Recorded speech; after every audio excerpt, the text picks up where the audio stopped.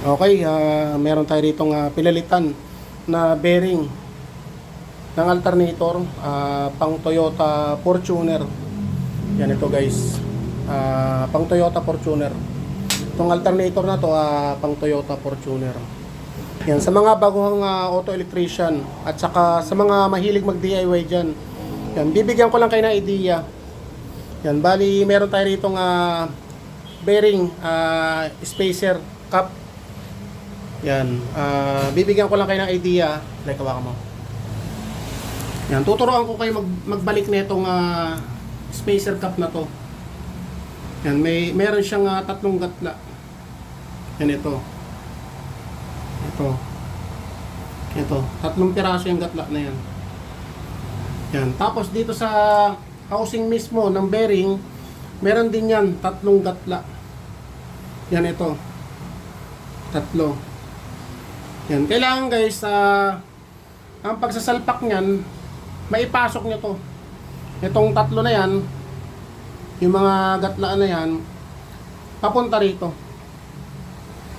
Yan, kasi kapag naibaliktad nyo yan, kapag pinasok nyo yung rotor, at naipit na ng bearing yan, mababasag yan guys. Kailangan, yung gatla na yan, tatlo na yan, papasok din dito. Yan, dito. Yan, katulad nito, yan, ipapasok natin. Kailangan guys, lalapat siya. Yan, lalapat siya. Yan, lumapat siya. Hindi katulad ng ganito. Hindi siya lalapat. Kailangan lumapat yung labi niya sa aluminum mismo. Yan, katulad niyan. Yan, pasok na siya. Yan. Kasi kapag nabasag yan, mahihirapan kayo maghanap.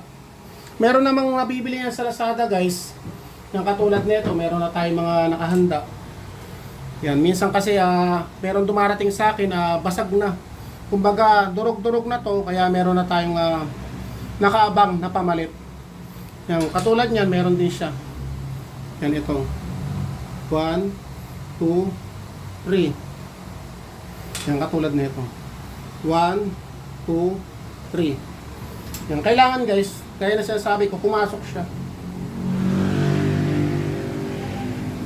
Yan, kapag pumasok yan, lalapat yan.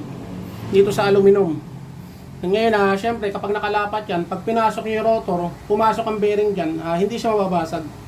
Yan, sa mga baguhang auto electrician, at saka sa mga nagdi-DIY, yan, binigyan ko lang kayo ng idea para hindi kayo mag-abono sa mga gagawin nyo.